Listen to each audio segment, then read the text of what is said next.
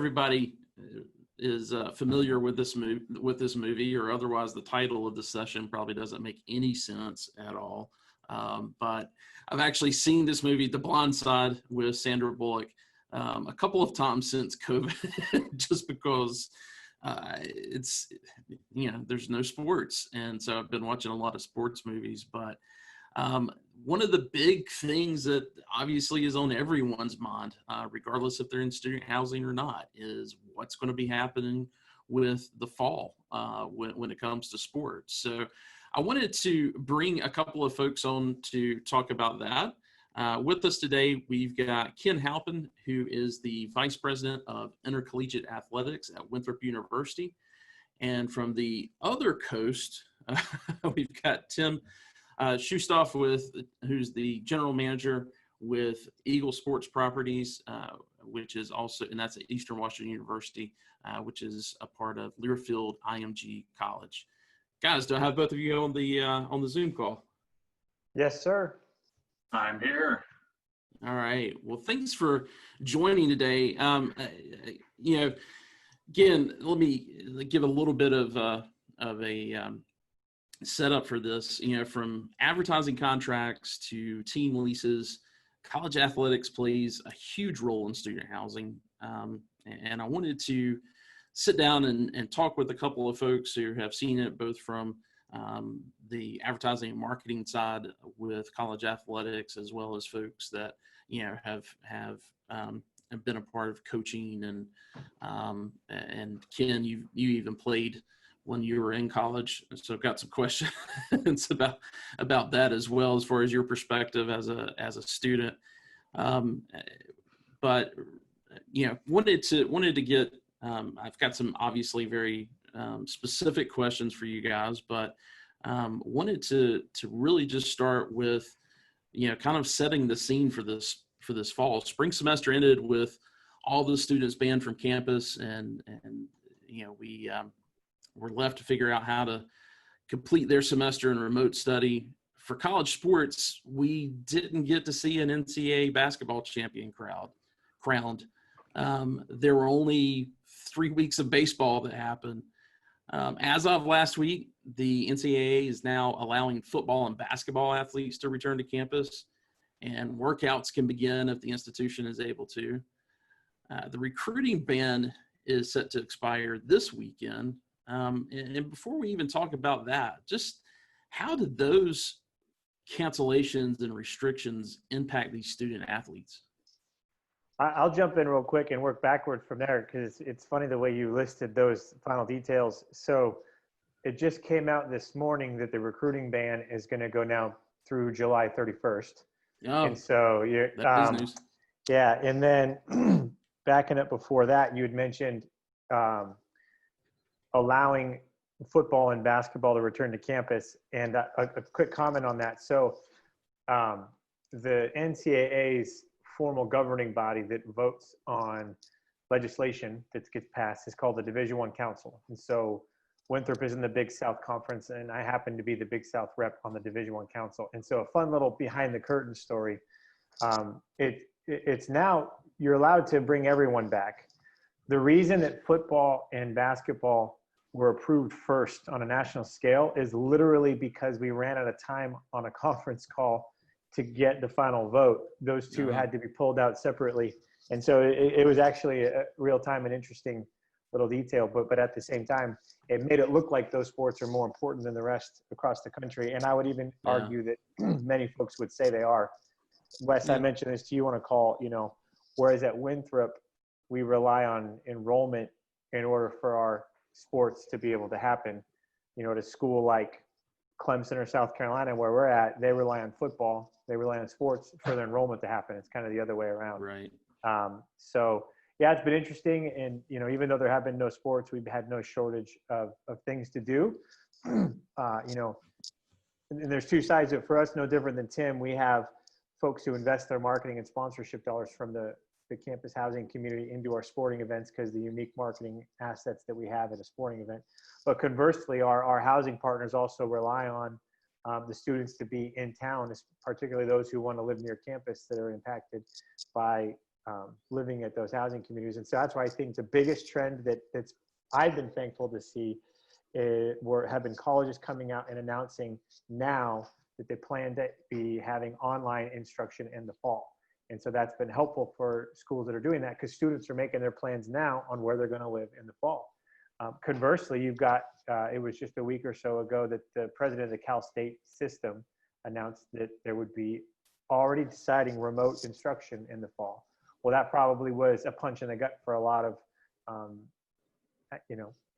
off-campus housing providers or near-campus housing providers, because students are making those decisions now and signing those leases. So that's just kind of my quick jump into your thoughts. And,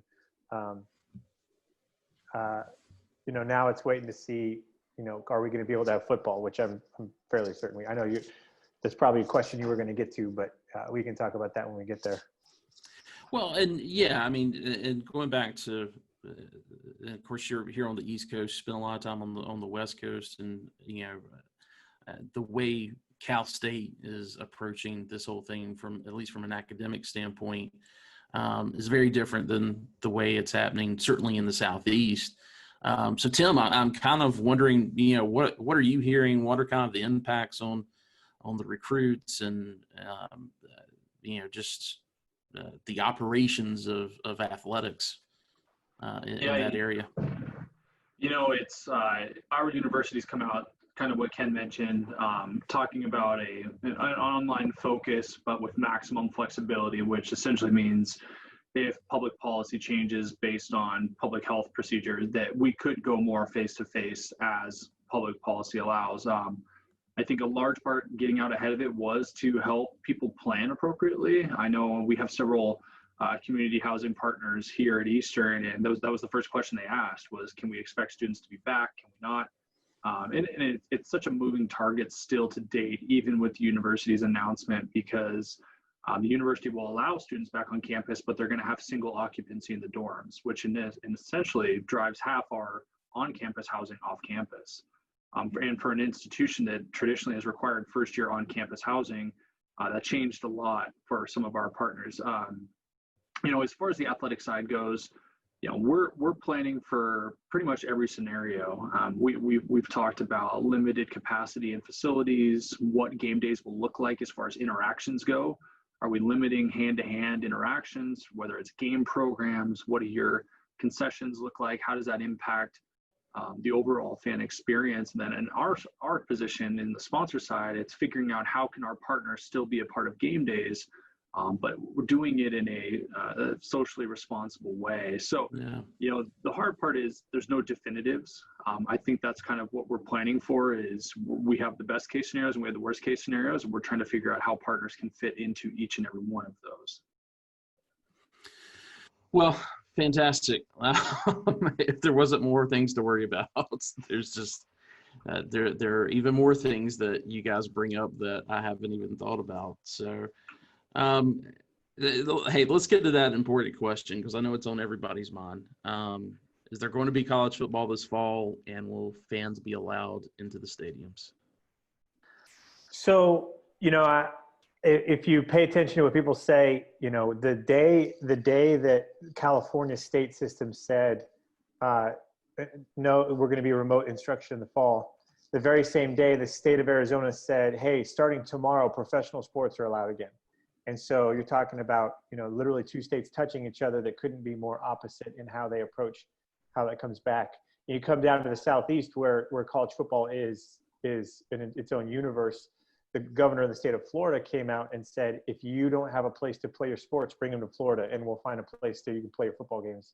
And then when you get all the way down to the presidential level, I thought one of the best quotes was Gordon Gee, who's the president at West Virginia, came publicly and said, we're going to have football even if I have to suit up myself.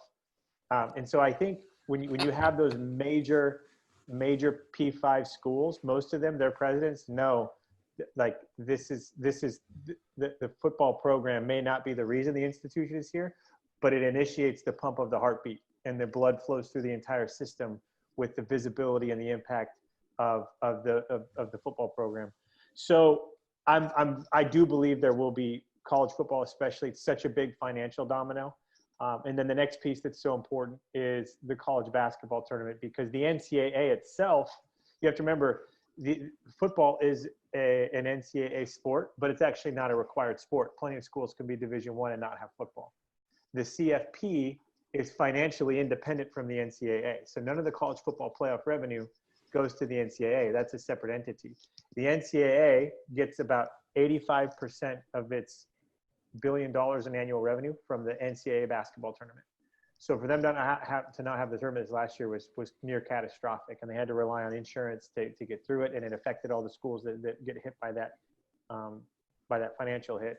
But the biggest thing is, what are the financial implications? And I think the NCAA tournament and the college football season are too significant financially not to find a way. Amidst what I do think a lot of people are starting to admit more slowly is this is a really big deal, and we have to be responsible, but we can live with this thing and still go out and have football. Because if you don't have college football, you're not having pro football. Well, I highly doubt some of the NFL owners aren't calling some of the governors that they've helped financially support for their, race for the governor's seat and to support it financially, saying, you're gonna let us play football this year because too much rides on it. So I do think it's going to happen. The trick just falls into then, like, okay, let's say Utah's playing. What if Washington won't?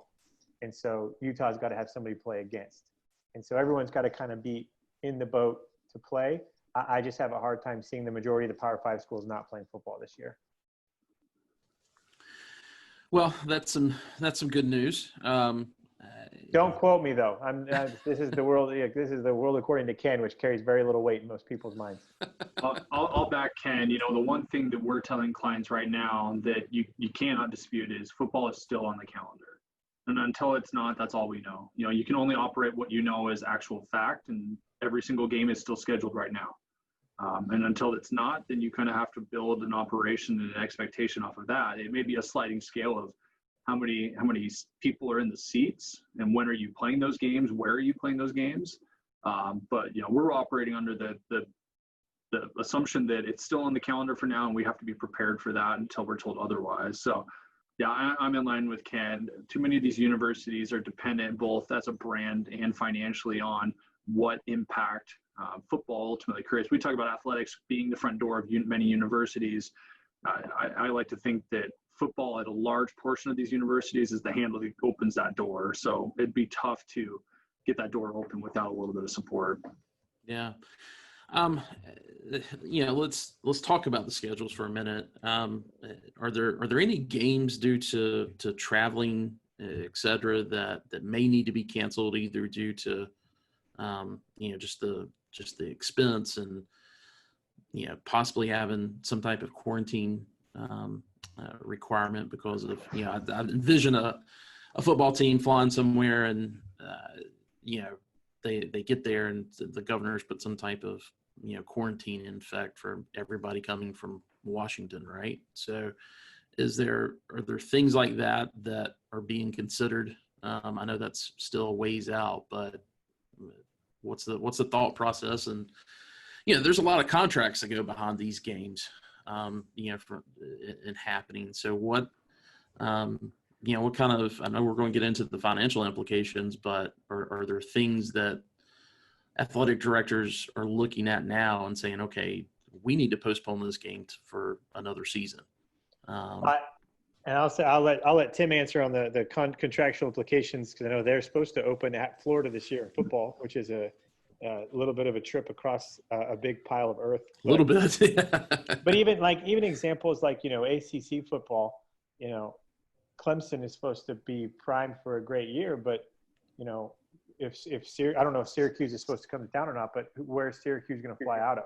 If the state of New York isn't sending planes anywhere, then that's a trick, and I doubt Syracuse wants to drive down. So could the airports, be allowing freedom for travel by then? Probably. They're probably gonna charter a flight anyway, so it's not like they've got to go through the regular, security piece. But they got to be able to get out of the state for that to happen. So the travel piece is a part of it. It's just hard to say what travel will look like between now and then. But I would bet money a month ago that there's no way we're flying any planes anywhere as early as August. Well, there's planes coming in and out of CLT right now. I saw it when I was driving down the road earlier today. So travel is happening, and that's where I think what we thought the world would look like is changing so drastically.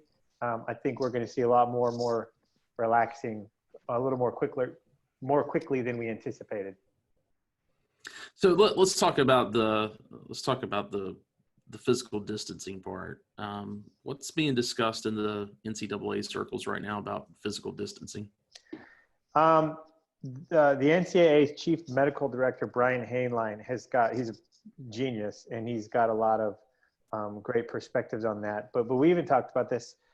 We had an all Big South ADs call yesterday, and somebody brought up, should we have a policy on no shaking hands after the game? You know, it's such a big tradition to high five after the game. Good game, everybody. Should we have a policy against that? And at first the discussion was, yeah, we should be responsible with the policy about it. And I personally piped in and said, I think it's poor move to have a policy on it, because it flies in the face of, well, if you're gonna have a policy that you can't shake hands, why are you letting the football players touch each other in the game? And so I think the biggest thing the NCAA is learning, as anybody is, let's not overly regulate rules that we can't enforce, or overly regulate rules that put us into a hypocritical position when we're allowing other things. If we want to allow sports to happen, then we probably are better served offering guidelines for distancing. But the biggest thing I've heard a lot of ADs talk about is, okay, I can temperature check and I can test my student athletes, but what happens when,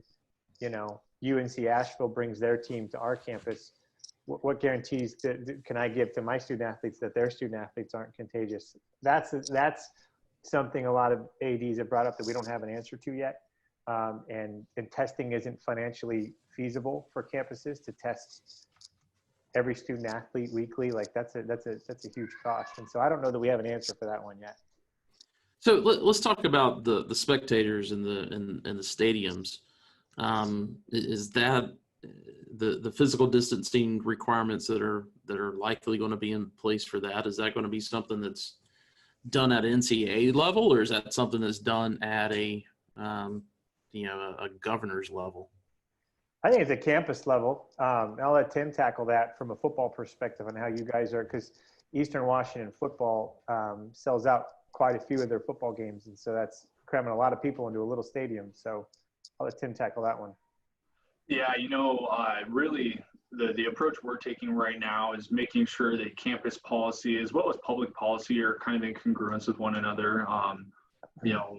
Whether it's paralleling your county's position on what events of that size should be practicing, but also just kind of being kind of fiscally responsible of, okay, what is the position we're comfortable in as far as limiting the access to a game before it really causes more cost than it does generate revenue, and understanding what that break even looks like.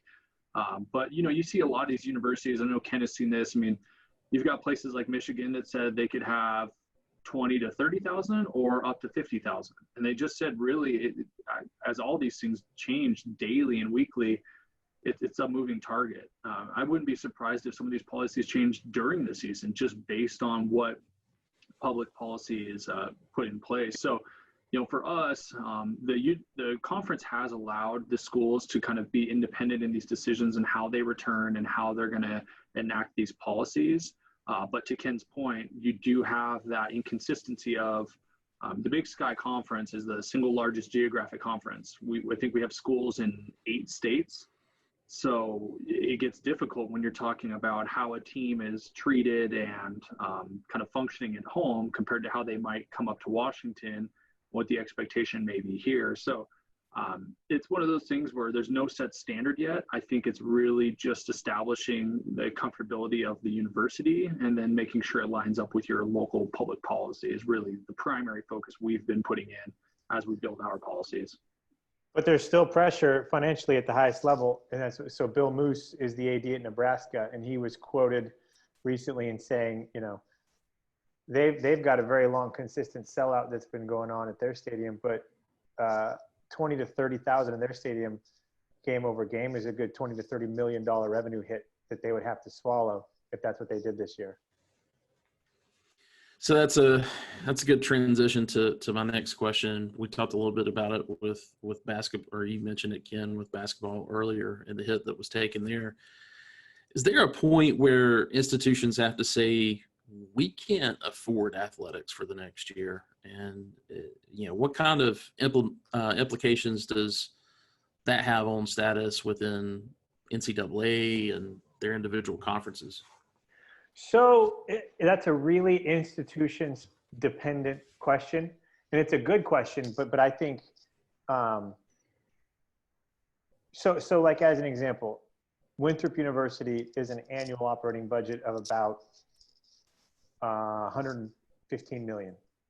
Of that 115 million, the institution spends about 6 on its athletic department, and we generate the rest for our operating budget. So at a school like Winthrop, if the board were to decide and evaluate if athletics need to go away or not, they'd be saying like, well, what's that 6 million going to do for our bottom line, and is that the right place to do it? And so I still think that most schools, athletics is such a small part of the overall pie that it's not necessarily a large target. Or conversely, at the biggest schools, like your Power 5 schools, the athletic department is relying on such little subsidy, almost zero subsidy from the institution, that they almost need athletics because their athletic department is buying meals at the dining hall and paying to put students in housing. And so it's sending money back to the institution the other way. I think what's more at risk is maybe some of the sports that were struggling to be impactful are starting to come at risk. You've already seen probably 8 schools already announced sport cutting quickly since COVID came out. And then I think the bigger concern are these small enrollment dependent institutions where the institution in whole is at a risk. Concordia University in Portland shut down this May. They announced it in January or December before COVID ever hit. And there have been a few other schools that have flat out shut down. I think what you'll actually see are a handful of institutions that don't survive this if enrollment projections decline on the higher end of where people are projecting. Wow, amazing. But conversely, for institutions that survive, and I know Winthrop's going for this, this is applicable to a lot of you guys. I think you will see a lot of institutions that want to get out of the campus housing business because you've got old campuses where deferred maintenance costs are rising and rising. Enrollment dependent institutions are not famous for setting aside resources for maintenance for their dying dorms. Oh, come on now. And so you're gonna see more institutions trying to take beds offline and push more students out into the community. So I was trying to call along lines with that recently, and at least in our community, I think you'll see some of that. I think the campus housing space will see more students pressed into the local community, and I personally still think, there's risk of enrollment drop, but so kids are going to stay home for a gap year and do what? They're not going to go to the job market isn't hiring, juniors in college for seasonal jobs for, Disneyland just barely reopened. But they're probably in limited status. So most of the jobs that are out there are probably not as available. So I still think kids are going to say, well, let's keep plugging away through college and get this thing done. Yeah. So I think kids will come back to campus but I do think some colleges will look at opening up fewer beds on their campuses. Gotcha. So next question before I get off of kind of setting the scene for this fall. I may be thinking about this the wrong way, but I feel like basketball is at more danger of being canceled than football. Games are played inside versus most college football is played in an open air stadium, which may reduce transmission, maybe just makes me feel better about reducing transmission. Basketball is played during the flu season, which makes it a little bit easier for it to be transmitted based on what we're hearing. And schools seem to be adopting this done by Thanksgiving approach. And I'm not sure what that means for student athletes and what resources are going to be available to them for, an 8-week period of time if campus is partially closed down. But does basketball and winter sports specifically have more challenges than the early fall sports? Only in that we're not talking about them yet. we're still talking about fall sports so much Good that point. we haven't started talking about the winter sports. I think an important context is schools that are agreeing to switch back to remote instruction after Thanksgiving, they're not agreeing to shut campus back down. All they're agreeing to is if the students have left anyways, let's not bring them back for 2 weeks and send them home again for winter break and bring them back again in January.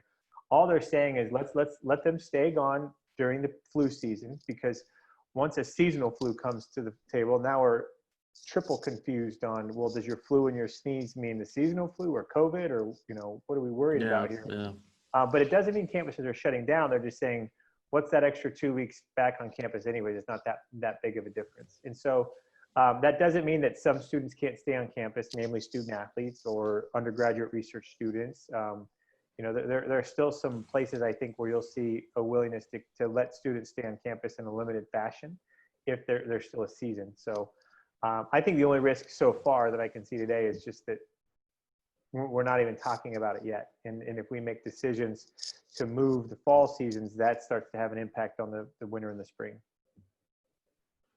So let's move over to the sports marketing side of it. Most of our audience is tuning into this conversation because they directly or indirectly spend a lot of marketing dollars from their property on sporting events related to the university.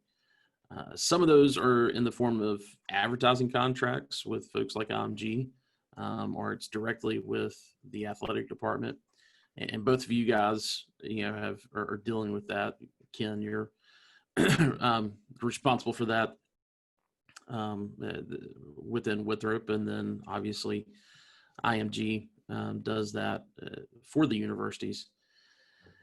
And with these contracts, we're talking tens of thousands of dollars that are invested in. They're typically multi-year contracts, and they offer the ability to use the university's logo and other assets.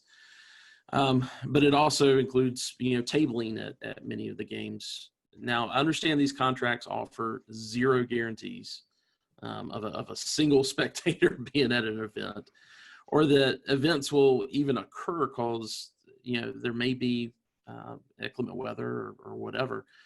But I think many of those audience members are questioning the ROI if this pandemic continues to affect attendance to these events this fall. I think you guys agree that line of thought and the concern is certainly in line and would be expected. But how are your institutions and companies responding to those concerns? I'll lead off here.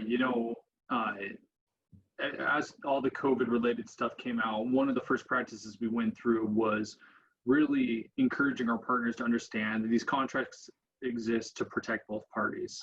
Within our contracts, we have a force majeure that basically allows our partners to come to the table and say, hey, this, X event didn't happen, whether it's spring baseball, spring football for us was obviously impacted. But then you start to talk about the potential implications of this fall. And really that force majeure allows our partners to say, we feel as though we missed out on an opportunity, if a game didn't take place, or maybe it was drastically scaled back. We work to identify some make good opportunities. So that's really the primary focus for us has been, no one is being nailed to the wall by these contracts. Both parties are protected in case one side isn't fulfilled. And then ultimately, if it just doesn't reach the point that it's delivering the agreed upon expectation, there is opportunities for refunds and discussing a reduced rate in the partnership. But the big thing that we're focusing on right now, and Ken and I actually previously worked together, and we always talked about this. You take any game day and you measure how many people are in that stadium, and then you parallel that kind of with the overall fan base. The example I always use that we talk about at Learfield is Penn State can have 110,000 people in their stadium. Their affiliated fan base is 1.2 million. Our focus isn't just on the fans that are in the stadium. Our focus is on the fan base we're able to engage entirely, whether that's through radio, digital, social media. So really, yes, some of those limited interactions are going to impact this fall, but our belief is we're still capable of executing and interacting with our fans in different creative ways. And quite honestly, digital and social media has been a route that we've been going down for quite a few years.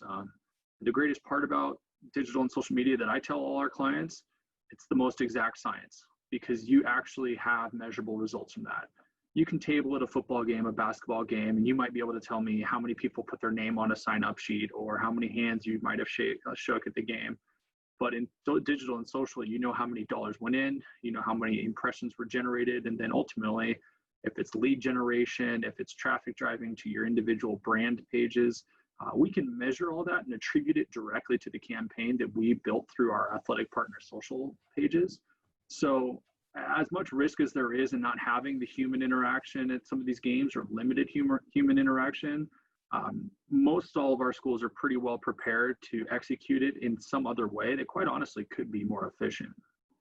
Yeah, Tim, I'm glad you bring that up, because it supports an argument that I've had with several people for a while. When these agreements with the athletic department or with the institution that and it includes athletics,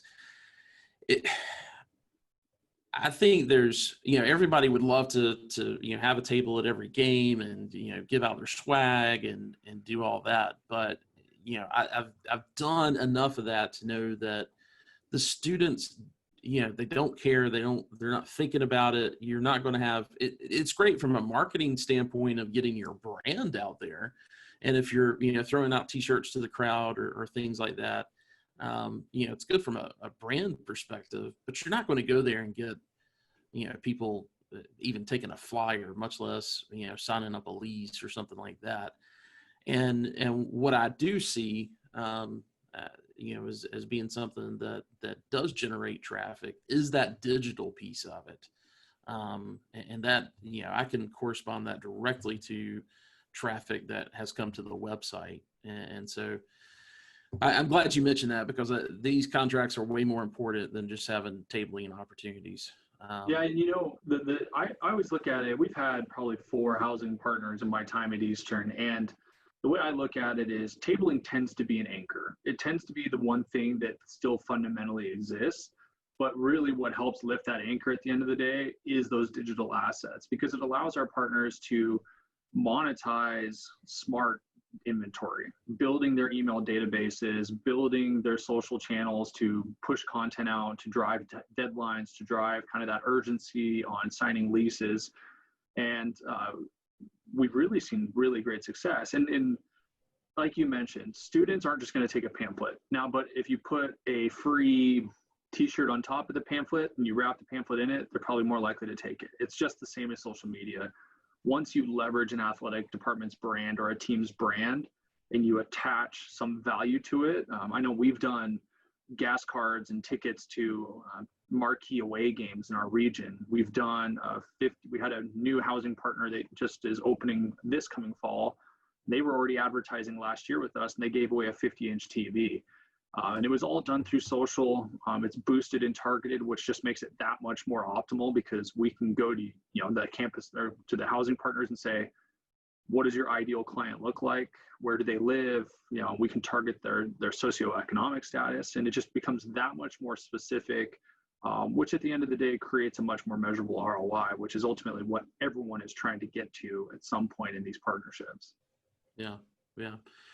I want to talk for a second about, I want to get to team leases. That's going to be our kind of our last topic. But Ken, you're doing this on a day-to-day basis. Winthrop is a much different university, than what EWU is, and very different from a lot of other, tier 1 schools that are out there, obviously. So I'd like to get a little bit of your insight on those contracts and, what you guys are doing to because it's not just housing companies. Walk to Campus is a big one for Winthrop. And so not just talking about housing, but all the businesses, are hurting right now. And what are you guys doing with that? And then one thing that I didn't get on our questionnaire, but we certainly talked about, I want to bring up again, is esports. But so I just want to mention that in case I forget it. But let's go ahead and I want to get your response on how you guys are working with your sponsors right now. So Winthrop is different than a Clemson in South Carolina and our size, obviously, but even in Eastern Washington, we're different. Our sponsors are 90% local, and we have maybe a couple that have a regional reach. Eastern Washington may be more, 25, 75, or even 3% where they get lumped in a national deal where there's a national buy of multiple campuses, including Eastern. We're not of that ilk, at least not yet. And so for us, local relationships are essential, and that's a two-way street. On one side, if a local partner is sponsoring us, and you mentioned Walk to Campus, I think with us, they're amazing at this. They do so much more for us than send us money. There are personal relationships with several people within the organization. They're involved in our events. They've gotten to know me, so they've gotten to know a few of our other VPs. And again, for them, and they're open about it, they do that because they want to make sure and understand where the university is headed from on-campus housing standpoint. And then they're not trying to influence us, but it affects how they make decisions based on what we are and aren't doing. So you can multiply that across our sponsors. But the other side of that coin is you got companies that now lost their revenue and need some freedom on payment. And so because we are neighbors with all of our sponsors, because the guy who runs Substation 2, a sandwich shop, lives 6 doors down from me. It's important that we are very flexible financially with where we're at, and if somebody asks needing something, we're working with them. And what I've tasked our team with is the relationship is more important than the money every single time. And so anytime somebody calls up, at least on our side of it, for the financial concern, we're going to figure out a way to put the relationship above the financial piece, whatever that takes. Because I think if there's anything everyone's learned is that when we come out of this, no one gets a guarantee that they get to be made whole. Everyone's been having their challenges, and we're no different. So if we do that together, we buy a better chance to come out of this together too, and get back into growth together at the same time. So let's talk about esports really quick, because you guys have 2 teams this year. I know we don't call them student athletes; they're student competitors. Some people do. I choose not to. So, and it's been growing. I mean, I've never watched esports until COVID. I mean, never. And, I never even watched NASCAR. That's a lot. I've watched NASCAR, but I don't really keep up with it and watch a whole race or whatever. But this whole iDrive thing, I was completely immersed in it when they were doing it, because it was the only thing on. And, are there opportunities? We can talk about esports, Tim. I know that, we talked a little bit about, hey, there could be some big games that could come up that we're not even thinking about right now. There could even be events like, the golf tournament, between Peyton Manning and that other guy that I won't mention. It's, no one was thinking that it was going to have that type of attention, a month ago. It wasn't even on their radar a month ago. So are there things like esports and some other things that we should be thinking about, as a possible opportunity that we could capitalize on from an advertising standpoint? I can speak to the esports specifically, and I know Tim probably is great at brainstorming other outside the box avenues of looking at things. Esports at Winthrop, goes back to just kind of growing up being a closet gamer, and telling a buddy once that if I ever got a chance to be in charge of an athletics department, I'm going to start a professional or a collegiate gaming team. And then there you go. I got to Winthrop, and I was teaching in a class called History and Current Issues in College Athletics. And I decided, well, just for the current issues, I'll just create a single day lecture on esports and give me a reason to research it and then teach it. And that blossomed into kind of, in the Southeast, there aren't any schools really tackling esports at a varsity level. And in fact, most of the country, if you have Division I athletics, NCAA, you're not capturing varsity esports within athletics. In fact, we were I think, third school in the country to announce we would have it housed within the athletics department. So we're in our second season right now. We actually, at its peak, we're ranked, I think, 7th in the country right now. We were ranked out of what's it's ESPN poll. We're at 8. We're 7th. See here, we got as high as 4th. We're 7th at the moment. Gotcha. I can check that. As far as the League of Legends poll, I'll have to get back to you on that one. But yeah, I think just didn't know if it was like 7 out of 10 or whatever. Yeah, the tricky thing, it's way too many details. But the tricky thing with esports is there's no specific governing body. This poll it's just the top 25 poll, but I think there's 120 that play League of Legends in that specific sport. But this has been really unique for our sponsors, especially for Comporium, our communications sponsor, because they obviously sell Wi-Fi, and so that's a natural tie for them. But this has been big for our campus. It's been a great enrollment driver. We're going to have this next fall a roster of 30 students. No scholarship. They do get scholarships, but they're not full scholarships. So they might get $3,000 to $5,000 in the scholarship, but that means they're paying the rest of their tuition. And we didn't have to go see a single student to recruit them here, and not a single one of them saw our campus before they enrolled. And so it's a great enrollment driver. But in the Southeast, it allowed us in our region to be seen a little bit innovative, and it's been obviously very successful and very positive. And it's just a great way of looking at the difference, looking at the future differently. For me personally, the reason I was most excited about it as I developed it is I believe esports is in a position to capture what the NCAA has failed to capture. And forgive me, because this will open up a whole new universe. Yeah, we'll have to do a separate podcast on that. But that is, so my esports students won a tournament and were allowed to get paid for it. They won a CAS tournament hosted by a college, and esports is positioned to allow their competitors to benefit financially should the opportunity be there.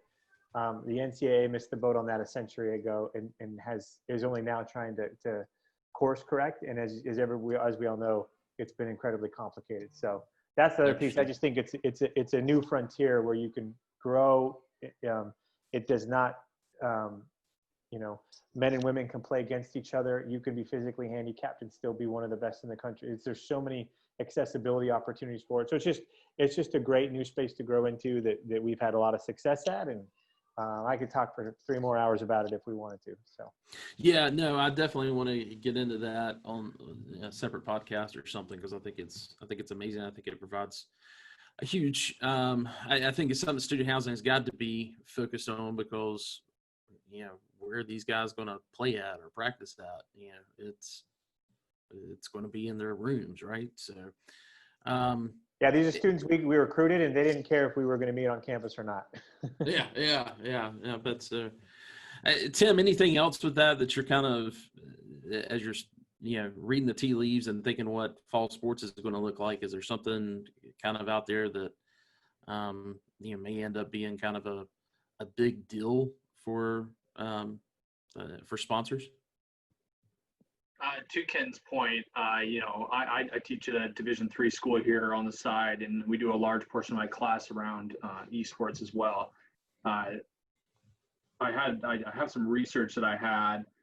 So the League of Legends World Championship Final had 100 million total number of viewers, second only to the Super Bowl's total number of viewers. So you consider where it's pacing, and historically over the next 5 years, esports is projected to surpass the NFL and potential revenue. And the thing that makes it unique is, to Ken's point, it's all inclusive. It doesn't matter your physical capabilities. It doesn't matter where you live. Quite honestly, the only issue that I've seen is really accessibility to stable Wi-Fi and things like that. But it is going to be a huge part of the next frontier. I know it's something that Learfield is continuing to look into and how they can play a part in it. But in large part, it does come down to the NCAA's direction, or just quite honestly working directly with universities on how we can help monetize their efforts individually, because quite a few of these schools have these esports clubs or ultimately turn into teams like Ken's group has. And so it's a really cool frontier, and I think you're going to see a lot of it in the next, quite honestly, in the next year. You see a lot of success with major brands. Anyone that's familiar with Barstool Sports, they're producing the single most watched stream every week right now, and the guy on the stream is playing a game that's 6 years old. So that shows you the capability that esports has and the opportunity that brands can have to attach themselves to it to kind of ride that high. So it's exciting, but it's still a lot of gray area. Yeah, absolutely. All right, Ken, last thing. You and I have had a lot of conversations about these kind of team leases. I hate to say that because sometimes they're just individual leases. They're not necessarily master lease, but in some cases they are as well.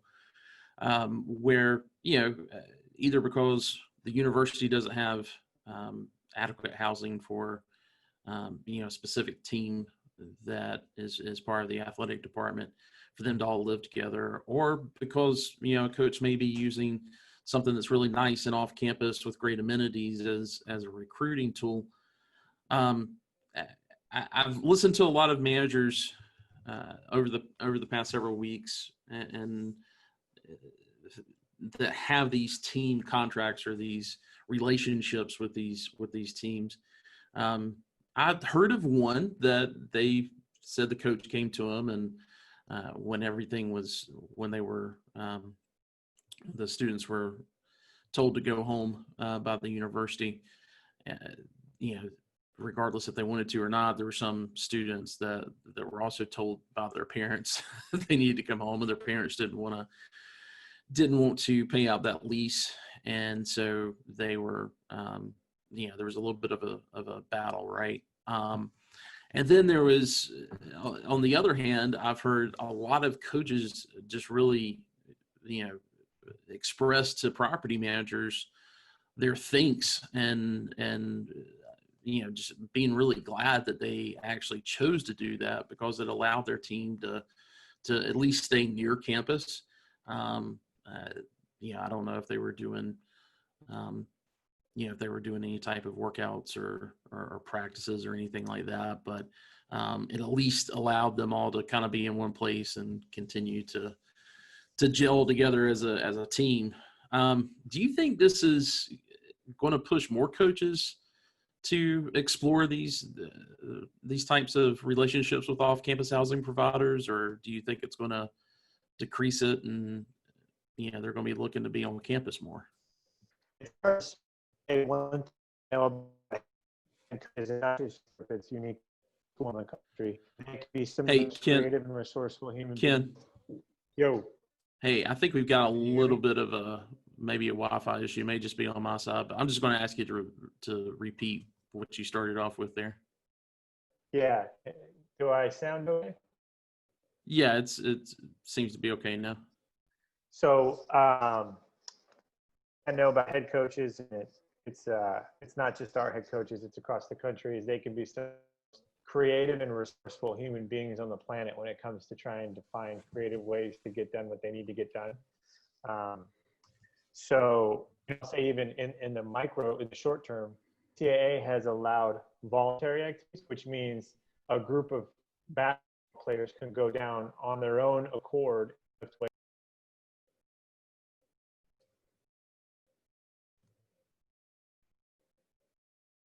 think we dropped Ken. All right, we will. Ken, if you can hear us, we'll come back. I'll get that on an extra take. I live 15 minutes from Winthrop University, so if nothing else, I can drive down and get an audio bite from Ken on that. Hey, is it working better now? It sounds like it now. Yeah. All right, let's give it one more try. One more try. So if there's anything I've learned about head coaches at all schools, they're as creative and resourceful as anyone I've ever met when it comes to finding ways to take care of their student athletes. So, that goes the same for right now in the short term. the NCAA is allowing voluntary activities, which means a group of student athletes can go down and work out in the weight room on their own accord if they want. But required activities are not allowed. And so coaches cannot come and prescribe workouts for the student athletes right now. So coaches obviously want their kids in town to be able to go work out.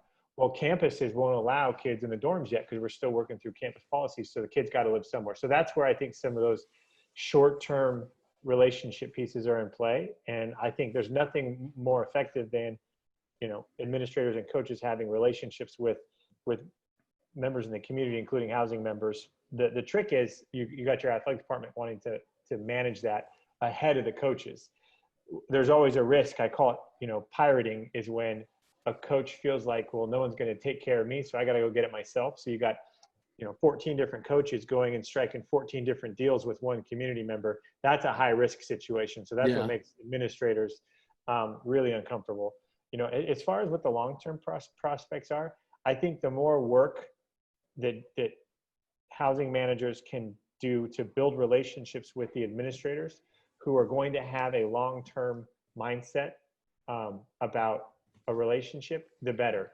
Coaches, they're probably all laugh at me but be angry at the same time for saying this. They're going to come up with short-term solutions and ideas, and they want so desperately to get it done now that they're just going to care less by the nature of the beast about a 3 to 5 year impact from that. So I think finding some of those creative partnership ideas are essential, but it would behoove managers to work to include administrators as well, because a coach's idea may be exciting and come to fruition quickly, but it might also go away just as quickly as well because they don't know state regulations, or they don't know university policies, or they don't know not all coaches know all the NCAA rules either. No, they don't. Let that one out of the bag right now too. So. Yeah, no, I've been a part of those conversations too. Well, guys, I appreciate it so much. I know we've kind of gone over our time here, and I've got to get on to our next panel, but thanks for spending a little bit of extra time and discussing all of this, and looking forward to it. Ken, I know you're on the on the journey of becoming a podcaster as well. Is there anything that have you put anything out yet that our audience should know about? No, not yet. I'm still doing what you effectively called market research. And so still have some work to do on that, but stay tuned. Yeah, definitely looking forward to it. So, well, guys, take care.